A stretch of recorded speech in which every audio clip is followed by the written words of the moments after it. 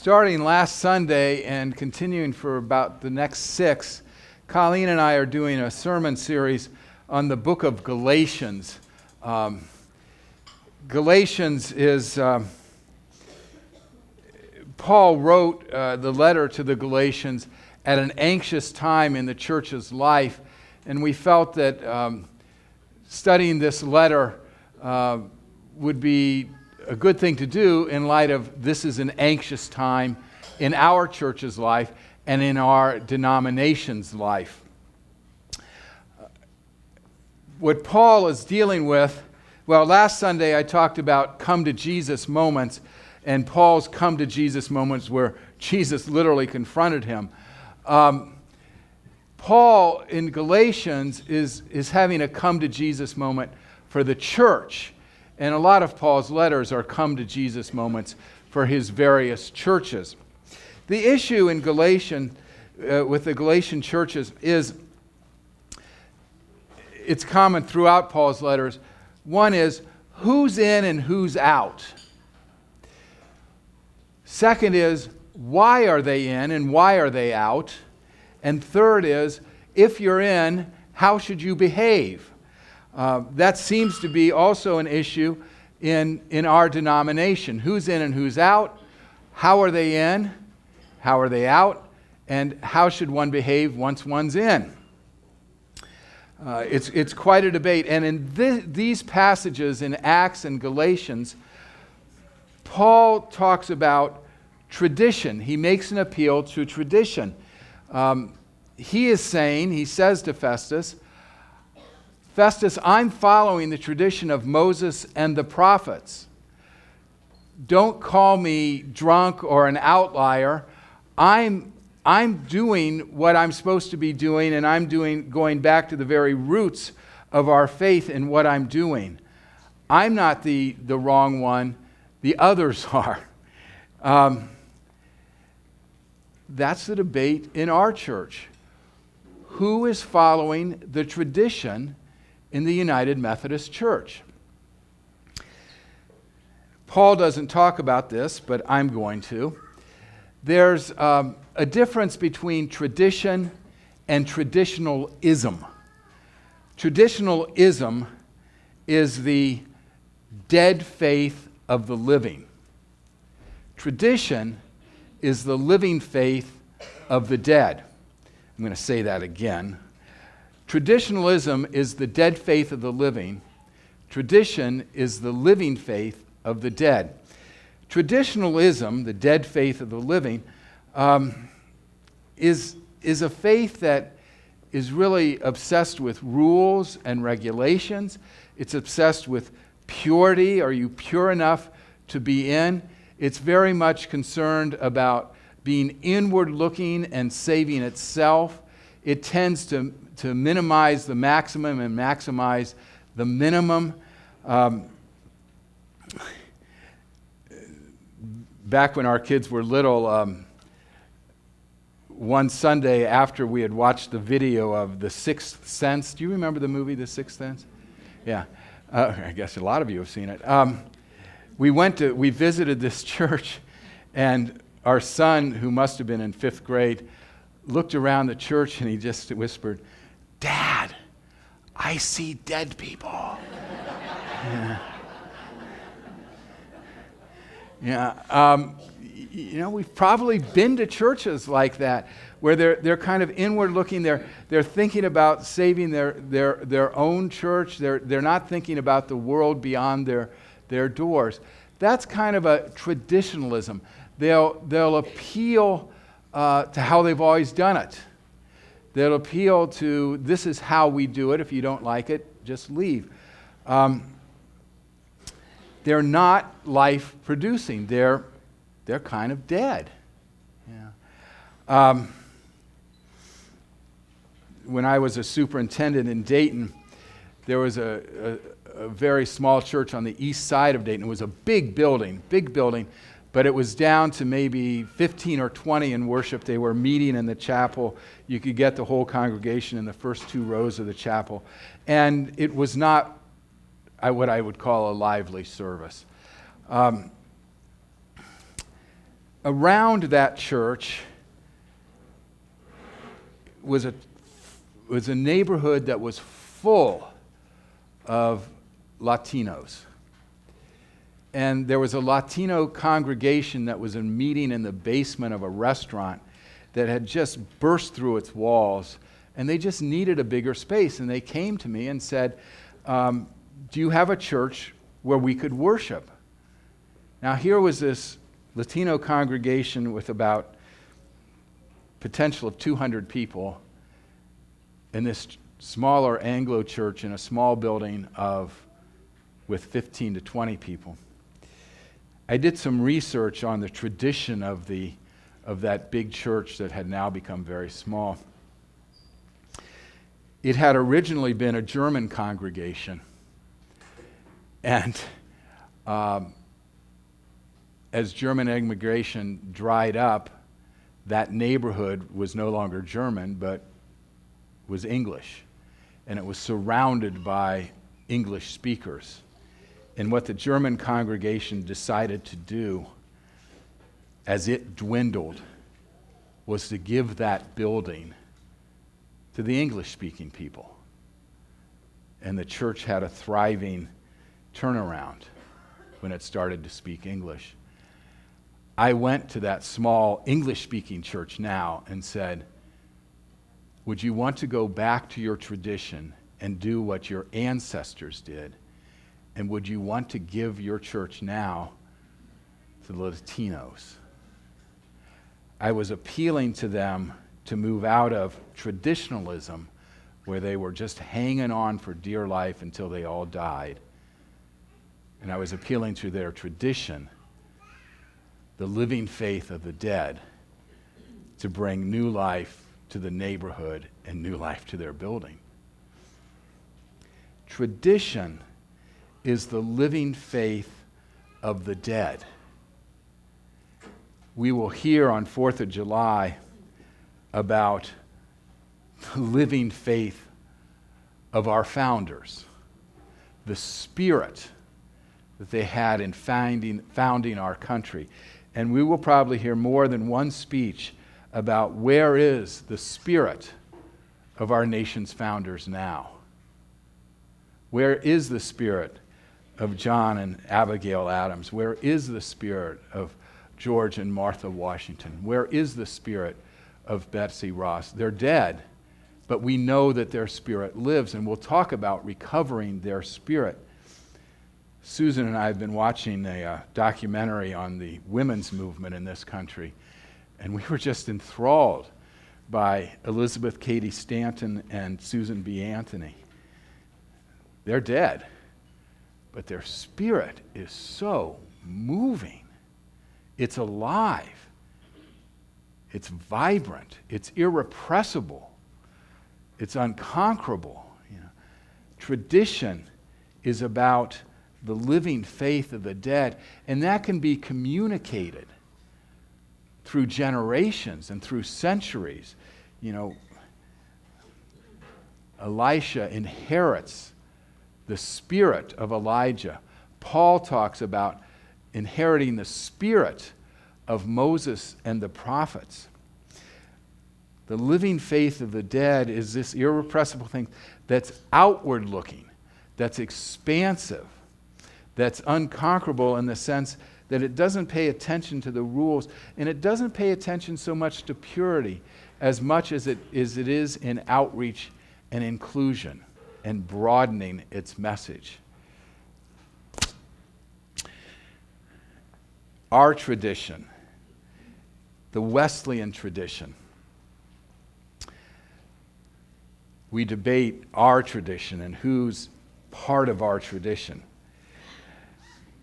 One of the best known stories of our tradition is John Wesley's heart being strangely warmed, where on May of 1738, at a prayer meeting, he felt his heart strangely warmed, that God loved him, even him.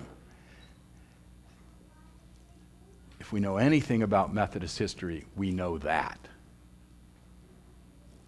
The interesting thing about that story is that his troubled soul continued to be troubled after that May night in 1738.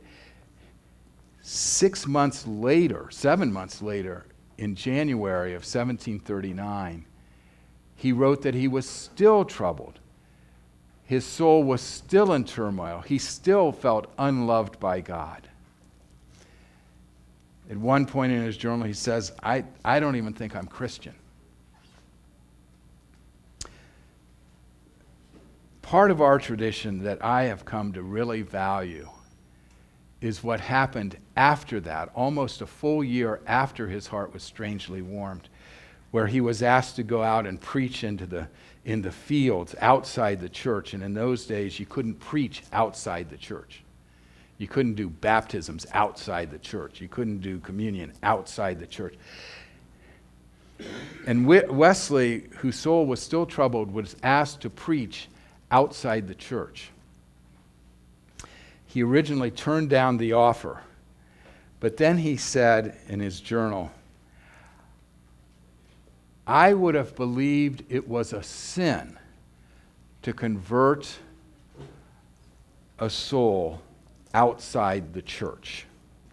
There's that traditionalism that's looking inward, that's caring about itself and its purity. I would have believed it was a sin to save a soul outside the church, but I submitted to become more vile. I love that phrase. I submitted to become more vile. And he decided to preach outside the church. He went out into the fields where the poor were, where the dispossessed were, where the hungry were. He had tremendous success. And from that point on, all the doubts, all the turmoil, all the anxiety and despair disappeared. I submitted to become more vile. He probably thought he was sinning, but he decided to go outside the box. Vile for him might have meant sin. It might have meant going beyond where he thought he was going. It might have meant going outside the box, breaking the rules, going where God wanted him to go. The Bishop of Bristol, I love this, Bishop Butler of Bristol, called Wesley on the carpet and told him to stop doing this. And he told Wesley to leave the area and stop preaching. And Wesley's response was, if I could find a place where there are more souls that need to be saved than in your backyard, I would leave. That's our tradition. That's our tradition. Submitting to become more vile, reaching outward, not thinking of what's in it for us, but thinking what's in it for the other.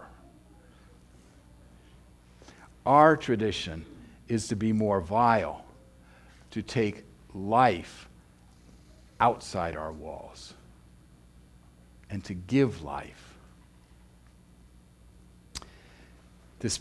At annual conference, a friend and I have fallen into the tradition of having supper every one night at annual conference at a fish restaurant. There are lots of them up in that area in Marblehead. We always look forward to this meal together because we haven't seen each other for a while, and it's just good to get up to date and learn what's going on in our churches and in our families and our lives. And so this past annual conference on a Tuesday night, we drove out to this restaurant. We like this restaurant because the perch is good, the service is very friendly, and it has an outdoor dining area. We like to eat out on the patio. So we drove out to this restaurant and went into the parking lot and got out of the car, and oh my God, the stink in the parking lot. I immediately started looking around for a dumpster that must have been overflowing. it was one of those smells that, it gets into your clothes, it gets into your hair. My friend said, "What is this?" And I said, "I think something died in the woods, and it's just rotting out there." And it was hard to breathe, but, we wanted to be together. We liked the restaurant. We liked the service. We liked the atmosphere. And I said, "Well, let's go on in." And we went in, and you could even kind of smell it inside the restaurant. I was determined that we would eat out on the patio, and I said, "Let's go try the patio." And we found a little pocket of fresh air. Just a little one. And we said, let's try it. So we sat down and ordered our food and ate it. And we could watch people drive into the parking lot. And we could see them get out of their car and take a breath and get back in and leave. There were other brave souls that got out of their cars and held their breath and came in. And they came out on the patio and said to us, "How bad is it out here?" And we said, "Well, we found a little pocket." And they said, "Well, let's try that over there, that table over there." And other people found other pockets. But we were the first ones to be out there. And so our being there kind of encouraged others to come in. And I thought about that restaurant, and I thought, good food, good atmosphere, good service, but the stink is overwhelming. And people were leaving.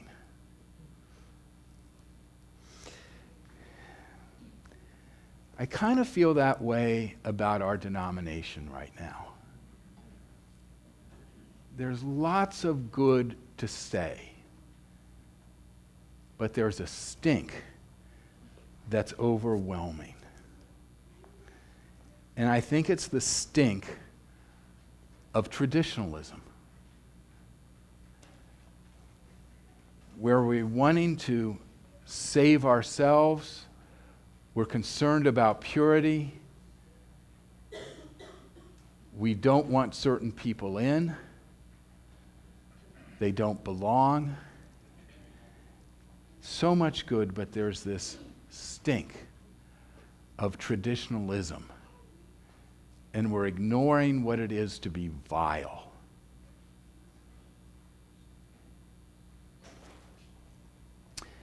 I think of King Avenue Church, which is tempted to fall back on traditionalism, which is just to look out for ourselves and our survival, and not to look beyond our walls. Just like the denomination, we are tempted. We need to look at our tradition. We need to look at our tradition. We need to see ourselves as a pocket of freshness. As a pocket of freshness where people will come to us and say, "Is it okay here? Is it okay?" There are people that are looking at the denomination, getting back in their cars and leaving. But we're this pocket of freshness that says, it's okay here. Come on in. We decided to become vile almost 20 years ago and to outreach beyond our walls and to include and to decide that all were in, and all were in by the grace of God, and that all were loved. We decided to become a pocket of freshness, and we still have to be a pocket of freshness But we need to be a pocket of freshness that not only expands, that not only is for LGBT persons. We need to be a pocket of freshness that expands more and more and more. So more people will get out of their cars and come in. How do we expand our pocket of freshness? Colleen talked 2 weeks ago about caring for the earth. Can we become more vile, more thinking out of the box by expanding that pocket of freshness to include the earth? Because there's a stink coming over the earth. Can we expand that freshness? Can we expand that freshness with immigration? Everybody, Republican and Democrats, talk about the tragedy at the border. Can we work to expand that pocket of freshness to immigrants? While the candidates failed to talk about it at the Democratic debate, education needs pockets of freshness for our children. Can we expand our pocket of freshness there also? There are lots of ways we can expand that pocket so people will get out of their cars and come in and stay because they like the service, they like the food, they like the atmosphere. Our tradition, sure, it's our hearts strangely warmed, but our tradition is really submitting to become more vile, to reach out to the strangers, to go beyond our walls and include people in the tradition of all being in, of all being included by grace, and all being loved by God. May it be so. Amen.